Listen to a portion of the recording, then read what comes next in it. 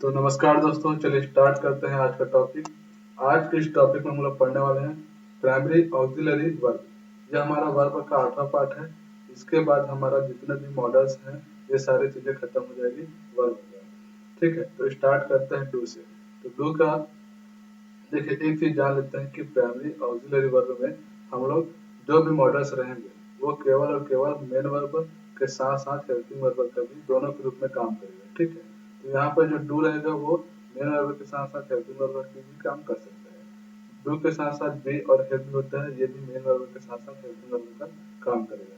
ठीक है, तो इसमें क्या है कि जब हम डू का प्रयोग करते हैं तो डू में एक चीज जान लेते हैं कि जो डू होता है, जैसे कि अपन लोग डू को क्या क्या फॉर्म में लिख सकते हैं। डू, उसके बाद डस, उसके बाद डिड, फिर डन। तो इनका जो है अलग अलग वर्ब का फॉर्म होता है। जैसे कि अपन डू को फर्स्ट फॉर्म में करते हैं, फिर डस को वर्ब का फर्स्ट फॉर्म या एस या ई एस के फॉर्म इसको लिखते हैं। डिड जो होता है यह वर्ब का सेकंड फॉर्म, वर्ब का सेकंड फॉर्म।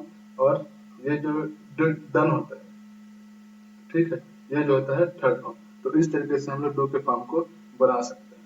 ठीक, तो यहाँ पर डू, डज और डिड के बारे में हम लोग ने पढ़ लिया। तो जैसे कि हम लोग इसका एग्जांपल देखते हैं तो ये कैसे जो है मेन वर्ब के साथ काम करता है। जैसे कि इसका एक एग्जांपल देते हैं, जैसे कि आई डू वर्किंग हार्ड।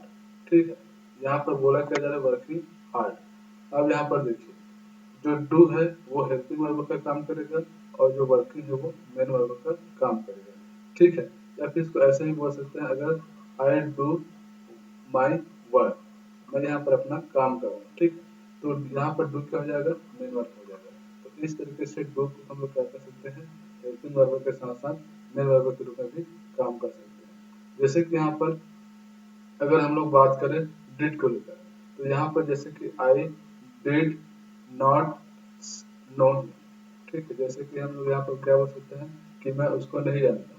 तो जो डिड है वो क्या हो जाएगा, हेल्पिंग वर्ब हो जाएगा, और जो नो हो जाएगा वो मेन वर्ब हो जाएगा। ठीक है, तो इस तरीके से डू को मेन वर्ब और हेल्पिंग वर्ब के रूप में डिफाइन कर सकते हैं।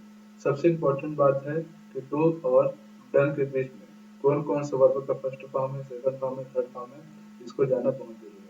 तो डू के बारे में हम लोग पढ़ चुके हैं। अब देखते हैं हैव को लेकर।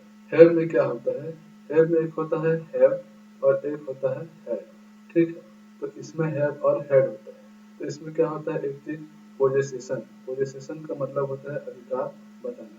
हैव का प्रयोग अपन अधिकार बताने के लिए भी कर सकते हैं। जैसे कि आई हैव आ कार, मेरे पास एक कार है। ठीक, तो हैव का प्रयोग अधिकार बताने के लिए भी कर सकते हैं। और हैव का प्रयोग हेल्पिंग वर्ब के साथ, जैसे कि अपन हैव का प्रयोग कर रहे हैं तो हैव का प्रयोग अगर कर रहे हैं तो हैव का अगर हेल्पिंग वर्ब के साथ अगर प्रयोग करें तो यह हमेशा परफेक्ट और परफेक्ट कंटिन्यूअस टेंस में इसका प्रयोग कर सकते हैं। परफेक्ट या परफेक्ट कंटिन्यूअस टेंस में इसका प्रयोग करेंगे। जैसे कि यहाँ पर क्या बोला हूँ, एक रूल हो गया पोजीशन, अधिकार बताने के लिए इसका हैव का प्रयोग करते हैं। दूसरा चीज हैव का अगर प्रयोग कर रहे हैं तो हैव का प्रयोग हेल्पिंग वर्ब में, हेल्पिंग वर्ब में क्या करेंगे, परफेक्ट और परफेक्ट कंटिन्यूअस टेंस बनाने के लिए इसका प्रयोग करेंगे। जैसे कि ये इसका एक एग्जांपल देख लेते हैं। जैसे कि यहाँ पर I have not seen him. ठीक है, मैंने उसको अभी तक नहीं देखा है। मतलब क्या बोला जा रहा है कि कोई चीजें परफेक्ट में हो रही है, मतलब परफेक्ट है। ठीक है, तो हैव का प्रयोग अपन परफेक्ट टेंस के लिए भी कर सकते हैं। ठीक, परफेक्ट यहाँ पर जो हैव है वो नॉट सीन हिम, मतलब हैव का प्रयोग अपन क्या करें उसके लिए जो अभी तक नहीं देखा गया है। हालांकि परफेक्ट का मतलब होता है कि एक दो चीजें हो चुकी है या फिर हो रही होगी। ठीक है, परफेक्ट को अलग अलग फॉर्म में लिख सकते हैं। ठीक, जैसे कि मैंने उसको अभी तक नहीं देखा है, तो नहीं देखा मतलब वो चीजें हो चुकी है। ठीक, या फिर हो सकती है आने वाले समय में। ठीक, या फिर अगर पास्ट की बात करें तो पास्ट में कुछ चीज हो रही होगी, वो अभी तक चल रही होगी। तो इस तरीके से चीजें हम लोग बता सकते हैं। ठीक, तो यहाँ पर परफेक्ट बात समझने वाली बात यह है कि हैव का प्रयोग अगर हेल्पिंग वर्ब के रूप में परफेक्ट और परफेक्ट कंटिन्यूअस टेंस बनाने के लिए कर सकते हैं। जैसे कि मैं एक एग्जांपल लेता हूँ हेड के लिए, तो been I had been seen, I have been waiting for him, waiting for him, waiting for him for a long time, for a long time, मैं लंबे समय से उसका इंतजार कर रही हूँ। ठीक है, तो इसको ऐसे बता सकते हैं, waiting for a long time. ठीक, जैसे कि I had been waiting for him, मैं उसका जो इंतजार बहुत पहले से कर हूँ, बहुत लंबे समय से कर, लेकिन अभी तक आया नहीं है। ठीक है, तो कोई चीजें हो रही है, जो कोई चीजें पास्ट में चल रही है और अभी भी वो चल ही रही है, मतलब पास्ट में जो चल रही थी वो अभी भी चल रही है। ठीक है, तो परफेक्ट कंटिन्यूस टेंस बनाने के लिए इसका प्रयोग हम लोग कर सकते हैं।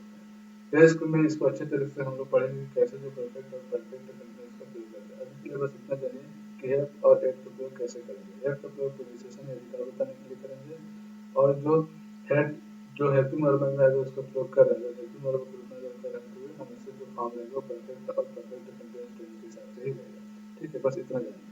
तो यहाँ पर अधिकार बताने के लिए और परफेक्ट कंटिन्यूस टेंस को बताने के लिए हेल्प का और हेड का प्रयोग करेंगे। तीसरा चीज होता है बीन।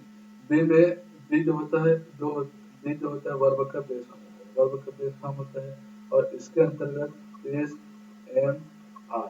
ठीक है, और एक होता है वास या वेयर। ठीक, और एक होता है बीन, एक होता है बीन।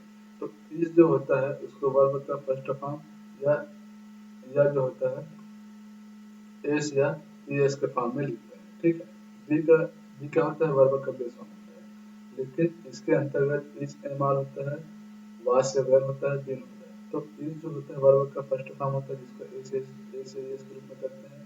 एम का प्रयोग हम लोग मेन वर्ब के रूप में कर सकते हैं। ठीक, दूसरा आर जो होता है उसको हम लोग वर्ब के फर्स्ट फॉर्म के रूप में करते हैं, और जो वास से वेयर होता है वर्ब का सेकंड फॉर्म, और जो बीन होता है वर्ब का थर्ड फॉर्म। तो इस तरीके से हम लोग प्रयोग करते हैं, मतलब हेल्पिंग वर्ब के रूप में भी प्रयोग कर सकते हैं और मेन वर्ब के रूप में भी कर सकते हैं। जैसे कि आई एम डॉक्टर। अब देखिए यहाँ पर सेंटेंस क्या बोला कि मैं डॉक्टर हूँ, मतलब एम क्या है यहाँ पर मेन वर्ब हो जाएगा। ठीक, तो इस तरीके से हम लोग कर सकते हैं। दूसरा चीज हम लोग देख लेते हैं, जैसे कि ही वाज वर्किंग हार्ड। ठीक है, ही वाज वर्किंग हार्ड। अब यहाँ पर वर्किंग हार्ड बोला है, तो जो वर्किंग वो क्या हो जाएगा, मेन वर्ब हो जाएगा, और जो वास वर्ब हो जाएगा हेल्पिंग वर्ब हो जाएगा। तो हेल्पिंग वर्ब के साथ साथ मेन वर्ब के रूप में भी कर देते हैं। एक होता है जैसे कि he has been to London। ठीक है, he has been to London, he has been to London। तो यहाँ पर जो has है वो क्या हो जाएगा, हेल्पिंग वर्ब हो जाएगा, और जो been है वो क्या हो जाएगा, मेन वर्ब हो जाएगा। ठीक है, तो इस तरीके से हम लोग be का प्रयोग कर सकते हैं। तो आप लोग समझ चुके हैं कि जो डू होता है, हैव होता है और बी होता है, उसको कैसे कैसे हम लोग हेल्पिंग वर्ब के साथ साथ और मेन वर्ब के साथ साथ प्रयोग कर सकते हैं। दूसरी चीज है कि अगर उसको टेंस में बदलना है तो टेंस के बाद हम लोग आने वाले चैप्टर में इसको डिटेल से पढ़ेंगे। अभी के लिए हमको इतना जानना है कि जो बी का फॉर्म होता है, एम का फॉर्म होता है, डू का फॉर्म होता है, वो कैसे कैसे इसका प्रयोग होता है। अब चलते हैं मेन वर्ब। जो मेन वर्ब होता है, बेसिकली हम लोग मेन वर्ब के बारे में जब बात करते हैं तो मेन वर्ब में क्या होता है, जब हम लोग मेन वर्ब की बात करते हैं तो इसमें जो भी मॉडल्स रहेंगे या वर्ब के फर्स्ट फॉर्म रहेंगे, मेन वर्ब की बात करते हैं। इसके बाद हमारा वर्ब का जो मॉडल्स है वो सारे वर्ब के जितने भी टॉपिक है वो सारी चीजें खत्म हो जाएगी। तो मेन वर्ब का मतलब होता है कि वर्ब का फर्स्ट फॉर्म, सेकंड फॉर्म और जो थर्ड फॉर्म, और जो आईएनजी जो फॉर्म है, आईएनजी का जो फॉर्म रहता है। ठीक है, और इसके साथ साथ एस या ईएस का जो फॉर्म है, आईएनजी का फॉर्म, वर्ब का first form, second form, third form, ING का फॉर्म, एस या ईएस का फॉर्म, ये सारे जो सारे रूप में अगर आ रहे हैं कोई बात है, ठीक है, सारे रूप में अगर इन सारे रूप में अगर कोई चीज आता है, वाक्य या सब्जेक्ट आता है, तो इसका प्रयोग मेन वर्ब के रूप में कर सकते हैं। ठीक है, मेन वर्ब के रूप में कर सकते हैं, जैसे कि आई नो, आई नो।